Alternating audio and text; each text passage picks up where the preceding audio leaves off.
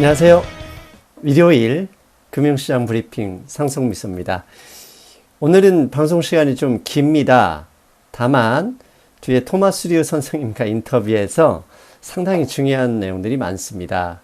장단기 금리 차에 대한 옐렌 전 FRB 의장에 대한 의견, 그다음에 트럼프 대통령이 점점 미국 자본, 기업, 심지어 은행가들한테 일종의 문제 책임 소재로 규명당하는 그런 느낌까지 끝까지 중요한 내용이 많기 때문에 들어주셔야 됩니다. 방송 길기 때문에 바로 시작하겠습니다. 먼저 S&P 500 인덱스 차트부터 보겠습니다. 예, S&P 500 인덱스입니다. 지난 2주, 벌써 3주째 200일선 부분, 지택 여부를 주목하고 있어야 된다. 관심 있게 지켜봐야 된다. 말씀드리고 있죠. 결국 지금 현재 주가의 그 조정은 그 고점 대비 10% 이내에서 제한되고 있습니다. 다만 가끔씩 700포인트, 800포인트 이렇게 급락하면서 공포감을 이렇게 만들어내고 있을 뿐, 작년 10월에서 12개월, 약 3개월, 12월, 3개월 동안 보였던 25% 하락과는 상당한 차이가 있습니다. 현재 그림에서 오른쪽 파란 동그라미에서 보시는 것처럼 200일선 위에서 지수 현재까지 안정적으로 조정하는 모습 보여주고 있습니다.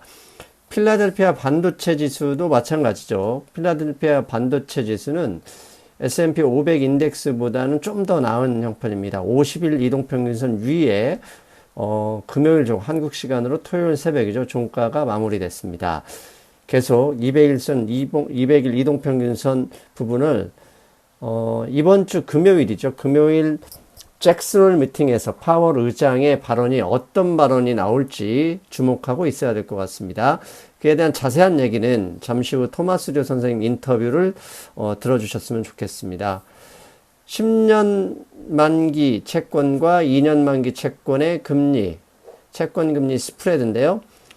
수요일 날 지난번 목요일 방송에 잠깐 언급했었죠. 수요일 날 잠깐 장중에 인버트 마이너스가 발생됐고요. 현재는 0.04, 아마 토요일 새벽엔 좀 올라서요. 0.06까지 회복이 됐습니다. 그래도 장단기 금리 역전에 대한 불안감, 공포감, 두려움은 시장에 만연하고 있다. 그건 부정할 수 없는 팩트죠.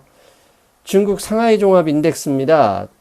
일단 200일선 위로 올라갔다가 내려왔습니다. 그런데 지난번 200일선 밑에서 그 하락 조정하던 모습이 조금씩 올라와서 200일선 위로 조금만 더 상승을 한다면 그나마 그 완만한 조정이다 이렇게 말할 수 있는 상황이 되겠습니다. 자, 그러면 바로 토마스 류 선생님 전화 인터뷰 들어보시겠습니다. 안녕하세요, 선생님. 네, 안녕하세요. 또다시 정신없는 일주일 보내셨으리라 생각됩니다. 네, 롤러코스터 같은 한 주였습니다. 예, 알겠습니다. 사실 먼저 우리 방송에서는 지난 2주 동안 200일 이동평균선과 50일 이동평균선에 있다면 조정을 고민해야 된다. 그래서 200일 이동평균선을 지켜낸다면 조정으로 보고 그걸 하향한다면 폭락으로 볼 수도 있다 이런 얘기를 했어요. 그리고 그래서 보면 이번 약 한 달 동안 조정하는 과정에서 현재 S&P 500 기준으로 10% 정도 조정하고 있고 작년 10월, 12월에는 25% 정도 조정했거든요. 그런데도 불구하고 이 견고한 조정을 언론 기사나 시장 전문가들이 격하게 반응하는 것은 결국은 장단기 금리 역전 때문이라고 생각이 되는데 미국 현지에서 느끼는 이 장단기 금리 역전 현상에 대한 그 말씀 좀 부탁드릴게요. 네네. 장단기 금리 역전은 수요일 날 낮에 잠시 발생했다가 지금 다시 역전이 아닌 상태로 되돌아왔거든요. 그런데 장단기 금리 역전이 일어나면서 시장에서는 진짜 미국의 경제가 침체기로 들어가는 게 아닌가 하는 그 공포심 때문에 증시가 수요일 날에는 다우존스가 800포인트나 급락을 했었죠. 그런데 그 모든 이 시장 참여자들은 상당히 금리 역전 현상을 경제 침체기로 들어가는 사전 징조다 이렇게 해석을 하는데 그 제닛 옐렌 그 전 연준 의장 그분하고 또 채권 그 부분에서 채권왕은 아니지만 하여튼 엘 에리안이라고 하는 그분이 또 제닛 옐렌하고 같은 시각을 갖고 있는데 이분들 말씀은 국채금리가 높은 상태에서 상당히 금리 역전 현상이 일어나면은 그거는 우리 세션을 예상할 수 있는데 지금과 같이 역사적으로 낮은 수준에서 발생하는 것은 이것은 경제 침체를 예상하기보다는 다른 나라의 국채금리가 마이너스 금리다 보니까 특히 유럽과 일본 그리고 지금 세계 경제가 불안하고 정치 군사적으로도 다 불안한 이 시기에 그 미국 국채를 많이 투자하려는 사람들이 많이 모이다 보니까 반대인 국채 금리가 이렇게 하락하는 현상이다. 그 미국 경제는 견고함으로 그 침체에 가는 것은 아니다. 이렇게 말씀하더라고요. 예. 사실 제가 이미 예고한 것처럼 내일 모레 화요일 방송 예정인 게 장단기 금리 역전 현상에 대한 전에 우리 토마스 리 선생님 숙제 내신 걸 지금 거의 다 해서 방송 준비 중이에요. 그런데 그래요? 예, 네. 먼저 간단히 말씀드리면 가장 최근에 2000년 그 다음에 2006년, 5년에 장단기 금리 역전이 발생했을 때는 사실 2000년, 99년에는 나스닥의 버블이다 이런 얘기 때문에 사실 기준금리를 계속 올리는 시기였어요. 그래서 기준금리를 이렇게 오르면 결국 버블이 붕괴될 것이다 하면서 장단기 금리가 역전을 했었고 마찬가지로 2005년, 6년에서도 기준금리를 지속적으로 올리는 시점이었어요. 그러면서 결국 부동산 문제가 터지는 시점에서 이제 경기 침체, 경제 위기가 왔는데 현재는 이미 지난달에 금리를 내렸고 앞으로도 더 내리는 시점이기 때문에 과거와는 좀 다르게 봐야 된다는 게 생각입니다. 결국 자넷 옐렌 전 그 페드 의장도 저와 같은 생각으로 말씀하신 거라고 봐도 되겠죠? 네. 근데 이거는 이제 순전히 제 생각인데 뭐 경제적인 안목으로 얘기한 게 아니고 그냥 제가 그냥 하는 얘기인데 단기 렌딩하는 거 있죠. 돈을 빌려줄 때. 그렇죠. 단기 금리가, 금리가 이제 낮고, 장기 금리는 높아야 되는 게 정상이잖아요. 맞습니다. 사실 뭐 10년, 20년 후에 어떻게 될지 모르니까. 예. 그 프리미엄이 얹혀져갖고 금리가 더 높아지는 건데, 현재의 역전 현상이 일어나는 거는 저는 이게 경제적인 생각은 아니에요. 트럼프의 임기 그 후 트럼프가 대통령직을 떠난 그 이후를 더 안전하게 보는 시각이 아닌가 그런 것도 반영되지 않았을까 저는 그렇게 생각도 해봤었거든요. 사실 트럼프 현재는 불안하니까 네. 단기에 금리가 높게 형성되고 트럼프가 떠난 이후 장기적으로는 더 안전한 세상이 올 것이다 하는데 금리가 그 이자가 좀 더 싸게 매겨지지 않았을까. 이건 그냥 제 생각이에요. 예. 트럼프에 대한 얘기는 우리 지금 이후 질문에 계속 나오니까 그때 제가 연합해서 선생님 말씀과 합해서 정리를 해드리고요. 두 번째, 네. 지난 수요일 다우지수가 800포인트 가까이 넘게 하락했던 날 트럼프 대통령이 미국의 주요 은행이죠. JP 모건, 그다음에 뱅크 오브 아메리카, 시티그룹 이 세 회사의 CEO가 긴급 전화 통화를 했다고 합니다. 이분들은 트럼프 대통령과 어떤 이야기를 했다고 알려져 있나요? 네, 진짜 미국의 그 대통령으로서 주식이 급락한 날에 그 월가의 뱅크들하고 통화하는 것은 진짜 이례적인 일이거든요. 제가 봐도 제가 이제 미국에 온 지 30년 됐는데 네. 그동안에 어느 대통령도 증시에 이렇게 적극적으로 개입한 대통령이 없었어요. 근데 트럼프 대통령은 증시가 급락을 하니까 상당히 불안 초조를 느꼈죠. 그래서 이제 월가 이제 주요 은행장들에게 통화를 했는데, 이제 트럼프 대통령이 대화를 주도했겠죠. 근데, 이것은, 연준의 기준금리가 여전히 높아갖고, 이렇게 증시가, 불안해서 급락하는 것이라고 이제 말을 하니까 이제 월가의 은행장들도 이제 같은 의견을 이제 동조를 하긴 했는데, 월가의 그 은행장들이 그랬다고 그래요. 그런데 만일 중국과의 무역 전쟁도 이게 조기에 해결된다고 그러면은, 현재보다 미국 경제는 더 좋아질 수 있습니다. 이렇게, 조언을 했다고 그래요. 그래서 그거를 뭐 트럼프 대통령이 어떻게 받아들인지는 모르지만은 하여튼 은행장들은 부드러운 톤으로 시장의 의사를 전달한 셈이 되죠. 예. 저도 그와 관련 기사를 한 2개 정도 읽었더니 결론은 그거였습니다. 미국 경제 좋은데 주가 떨어지는 거 이상하다. 그랬더니 은행장 3분이 맞다. 당신 얘기 맞는데 문제는 그게 아니라 미중 무역 분쟁. 문제는 트럼프 너야. 거의 이런 느낌이던데요. 그렇죠. 바로 그겁니다. 예. 결국은 트럼프 변수 때문에 주가가 흔들리는 거니 제발 좀 이제는 어느 정도 협상, 뭔가 보여주는 형태로 가라라는 일종의 압력으로 작용할 수도 있다는 생각을 충분히 할 수 있겠죠? 네네. 예, 알겠습니다. 그리고 이제 9월 1일 날 중국과 미국이 협상을 재개하잖아요. 근데 재개하는 기사들을 보니까 단순히 협상만 재개해서는 안 되고 뭐든지 합의를 해야, 뭐 아주 자그만 거라도 합의를 해야 이 시장이 안정될 것 같다라는 기사가 많이 나오던데 혹시 그런 기사 보셨나요?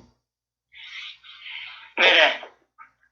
전에도 제가 말씀드렸지만은 지금 트럼프 대통령은 내년 대선 전에 확실한 실적을 보여주려고 서두르고 있고, 그런 시간표를 중국은 역용하여서 최대한 미국의 양보를 받아내려고 하고, 그런 와중에 지금 대화가 지금 거의 진척이 안 되고 있거든요. 근데 오늘의 어떤 기사 보니까 미국의 빌리언어 중에 이제 루벤스타인이라고 하는 예. 그분이 이제 트럼프 대통령에게 조언을 하기를, 중국에게 원하는 그 딜을 전부 다 성사시키려고 하지 말고 지금 가능한 것부터 합의해서 딜을 끝내라. 그러다가 이렇게 질질 끄다가 만일 한 개도 합의 못하고 이렇게 질질 계속 끌면은 트럼프 당시에는 어쩌면은 단임 대통령이 될 수도 있다. 재선을 원한다 그러면은 좀 지금 가능한 일부라도 합의를 해라. better than nothing. 이렇게 지금 조언을 하더라고요. 그래서 제가 봐도 지금 트럼프는 뭐 홍콩 문제로 해갖고 시진핑 대통령에게 퍼스널 미팅 한번 해볼까 했는데, 중국 쪽에서는 이거는 중국 주권 문제다. 내정 간섭하지 마라. 이렇게 냉담하게 하고, 오히려 농산물은 브라질 쪽으로 지금 그 수입선을 돌려갖고 지금 진척 중이라고 그렇게 또 기사가 나와 있더라고요. 그래서 트럼프 대통령은 지금 초조하게 시진핑한테 매달리는 형국이고, 시진핑 대통령은 느긋하게 우리 그럼 중간선에서 만나면 만나자. 그러지 않으면 난 안 만나겠다. 그런 식으로 배짱을 부리는 형국이라고 저는 보고 있습니다. 그러니까 결국은 지금 앞에 JP 모건이나 뱅크 오브 아메리카, 시티그룹, 그 다음에 앞에 말씀하신 억만장자 투자자들, 대부분 트럼프 대통령 당신이 문제야. 빨리 이제 그만 좀 빨리 어떻게든 타결 가능성을 높여줘. 이런 상황을 중국이 역이용하고 있다라고도 볼 수도 있겠어요. 그렇죠. 트럼프 대통령은 일단은 시간이 쫓기고 있잖아요. 예. 중국은 뭐 전혀 시간이 쫓길 일도 없고. 그래서 하여튼 트럼프 대통령이 지금 초조해진 것 같아요. 예, 알겠습니다. 그리고 이번 주 금요일 상당히 중요한 회의가 있죠. 잭슨홀 미팅이라고 전 세계 중앙은행장들, 그 다음에 재무부 장관들이 모여서 통화정책 방향에 대해서 협의하는 잭슨홀 미팅이 있습니다. 그런데 원래 1박 2일인데 둘째 날 금요일에 잭슨홀 미팅에서 마지막 이 가장 중요한 게 이제 미국 중앙은행장의 그 발언, 그 회견이죠. 회견이 있는데 이날을 기점으로 주식시장이 방향을 이제 상승으로 돌리든지 아니면 더 폭락할 수도 있는지 아주 상당히 중요한 전기점이 될 텐데 이 미국에서도 이 미팅은 상당히 지금 중요하게 바라보고 있죠. 그렇죠. 지금 증시 투자가들의 그 시선은 지금 다음 주 말로 예정된 잭슨홀로 지금 향하고 있는데, 그 연준 의장, 그 파월 의장의 그 입장 지금 상당히 난처할 것 같아요. 왜냐면 시장의 압력, 뭐 트럼프 대통령 압력, 이 모든 압력은 금리를 그냥 왕창 내려라, 뭐 50포인트 내지 75포인트 내리라고 하는 그 압박이 있는 가운데, 근데 최근에 미국 그 경제 지표들은 상당히 잘 나오고 있어요. 예. 그 소매 판매도 지금 상당히 이제 예상보다 훌쩍 잘 나오고 있고요. 그 월마트가 이제 그 소매 판매 그 바로미터 되는데 그 2.78%는 소매 판매가 늘었고요. 그 다음에 또 물가지수도 그 연준이 늘 2% 목표로 한다고 그랬잖아요. 예. 근데 물가지수도 팍 올라갔고 지금 이번 달에 2.2%로 됐어요. 연율로 계산했을 때. 그렇죠. 그 연준의 목표치를 상회했다고요. 그 다음에 지금 3, 4분기 그 GDP, 그 애틀란타 페드 나우 보면은 2.2%를 가리키고 있어요. 예. 그래서 모든 경제 지표는 상당히 지금 견고하게 아주 솔리드하게 그 성장 중에 있는데 시장이나 대통령 그 압박은 연준의 그 금리를 대폭 인하해라. 이제 그런 건데 이런 그 틈새에서 그 이번에 파월 의장이 잭슨홀에서 어떻게 이 진짜 커뮤니케이션 기술을 발휘할지 그것이 관심사입니다. 실제로 이 잭슨홀 미팅을 예상하면서 이미 많은 전문가들은 그 CNBC나 마켓워치, 블룸버그와 인터뷰를 하면서 이미 거의 원하는 것을 밝히고 있거든요. 심지어 0.25% 금리를 내린다는 것으로는 이건 폭락이다. 최소한 올해 12월까지 0.75% 정도는 내린다고 그 신호를 주지 않으면 어렵다. 이런 뉴스들이 많더라고요. 네. 이런 그래서 내용을 이번 그 그 잭슨홀 그 미팅에서 파월 의장이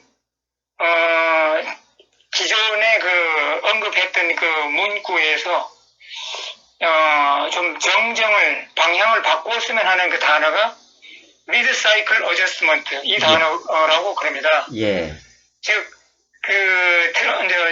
파월 의장은 지난번에 그 기준금리 인하는 장기적인 그 시리즈 커트의 첫 번째가 아니고 중간에서 그 상황에 맞게 한번 보험성으로 커트한 거다. 예. 이렇게 이제 선을 그었는데 시장에서는 이 미드 사이클 어저스먼트 대신 진짜 그 the first quarter 시리즈 오브 그 장기적인 그 시리즈 커트의 첫 커트로 다시 언급해 주기를 지금 시장은 바라고 있거든요. 이것은 진짜 커트 오브 비기닝이다. 예. 그런 걸 이제 듣기를 원하는데 지금 연준 의장의 입장이 상당히 지금 곤란해하고 하여튼 제가 볼 때는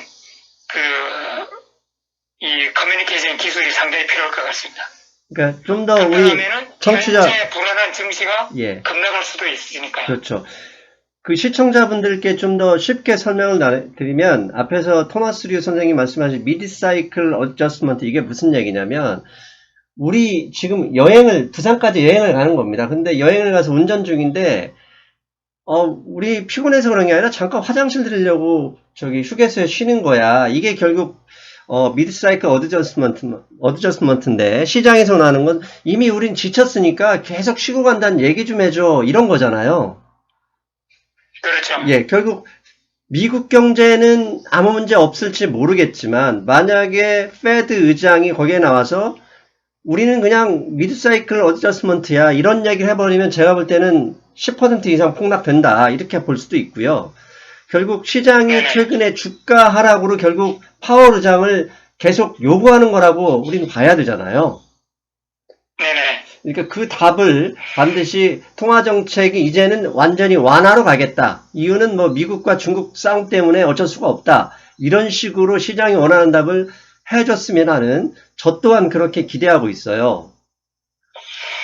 그 파월 의장이 지난번에 써먹었던 문장 중에 그 상황에 따라서 페드는 언제든지 대처할 준비가 돼 있다. 그 문장이 가장 원만할 것 같아요. 그냥 그죠? 다른 것보다도. 예. 아무튼 직접 당사자인 파월 의장도 지금 단어 고친이라고 정신이 없지 않을까 이런 생각을 합니다.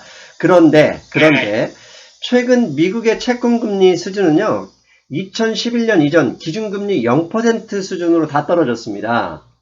그런데 물론 당연히 모기지 금리도 그에 맞게 큰 폭으로 하락했어요. 하지만 주택 관련 지표는 제 예상과 시장의 예상과 다르게 시장에 금리가 떨어졌으면 주택가격이 오르거나 거래량이 늘어가는 등의 지표가 좋아야 되는데 전혀 이런 지표가 개선되는 지표가 나오지 않고 있습니다.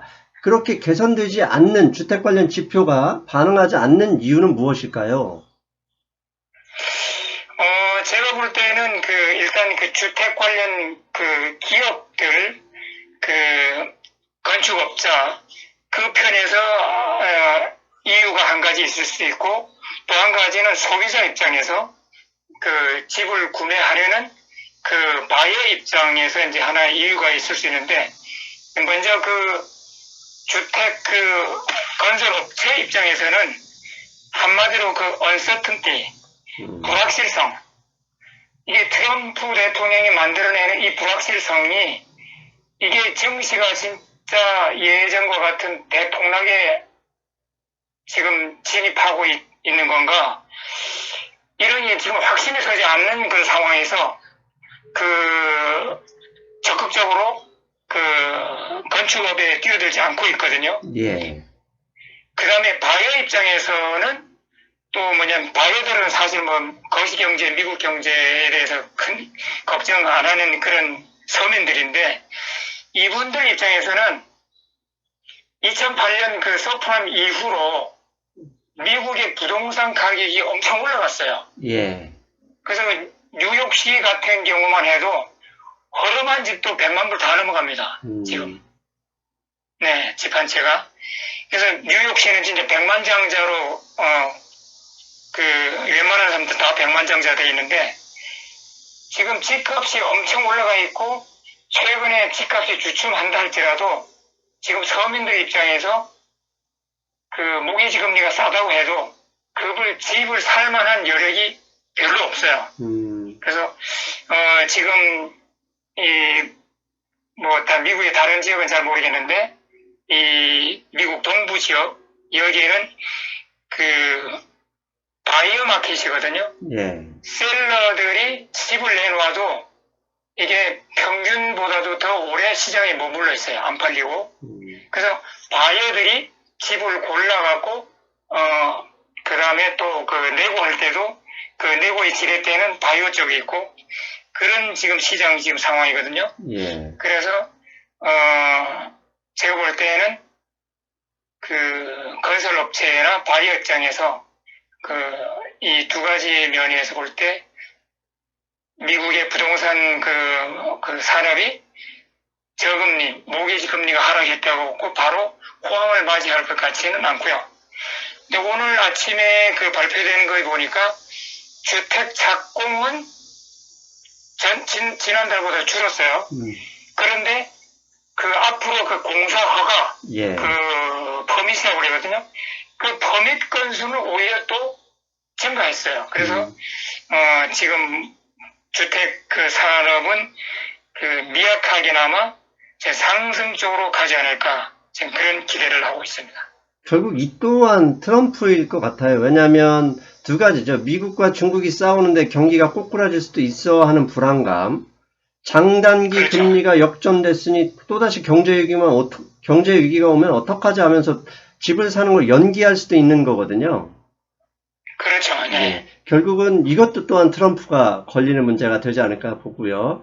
그 다음에 제 생각에는 트럼프 대통령이 이제 그 초기에는 중국을 기세 좋게 이제 두드러 패고 몰아세웠는데 시간이 갈수록 미국 트럼프 대통령 쪽에서는 얻을 게 별로 자꾸 없어지는 것 같아요. 네. 그래서 이러다가 나중에 어떤 명분이 되면은 서로가 적당한 선에서 합의할 수도 있는데 실제 미국의 트럼프 대통령이나 미국 쪽에서는 별로 얻지도 못하고 그렇죠. 괜히 그동안 네. 전 세계적으로 풍파만 일으키지 않았을까 네. 그런 생각도 들어갑니다. 예, 충분히 뭐 가능성 있는 말씀이라고 봅니다.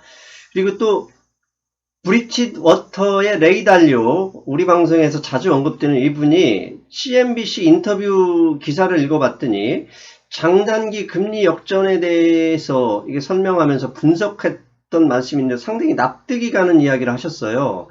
그분의 말씀 좀 소개 부탁드릴게요. 네, 이분은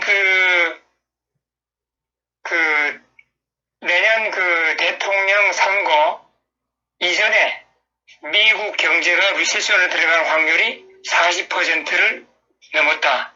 그걸 이제 예상하고 있더라고요. 예. 그러면서 이분의 그 경제 진단은 지금 급속하게 리세션으로 들어가고 있는 이때에 연준이 금리 인하만으로는 이거를 경제를 다시 부양시키기 어렵고 결국은 각국 중앙은행들이 자기들의 커런시 통화 정책이죠. 통화, 예. 통화를 환율 통화 가치를 하락시켜갖고 거기에서 경제 부양을 시키는 그 방법이 더 효과적일 것이다 이렇게 분석했더라고요. 결국 중앙은행들이 나서서 금리 인하하고 미국은 양적 완화 또다시 하고 그러면서 유동성을 퍼부어야 그나마 살아날 가능성이 있다. 이렇게 말씀하셨다라고 볼 수 있겠어요. 예, 그래서 이제 결국은 앞으로는 통화전쟁으로 갈 것이다. 이렇게 예상했더라고요. 예.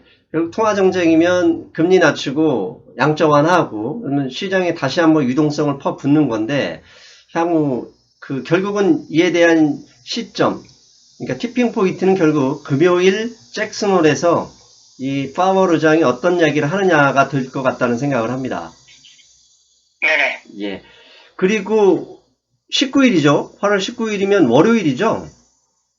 월요일에 지난번 하웨이 미국 기업들이 국가 비상사태를 이유로 트럼프 대통령이 금지했던 화웨이와의 거래, 이 임시 거래일 만기가 8월 19일이는데 이것도 시장에 영향을 줄 변수가 되지 않을까요? 네, 상당히 큰 변수로 작용할 것이라고 저는 보고 있고요.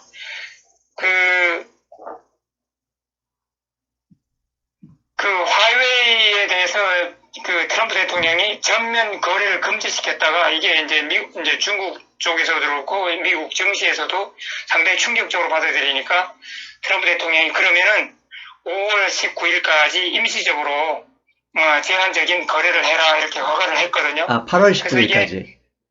예, 8월 19일. 예. 8월 19일 끝나는데 만일 월요일 이게 다음 주 월요일이잖아요. 예. 제가 볼 땐 그래. 만일 월요일에 이것을 겁내갖고 증시가 급락을 한다 그러면은 트럼프 대통령이 오후에 이것을 다시 슬쩍 연장해 줄 것 같아요.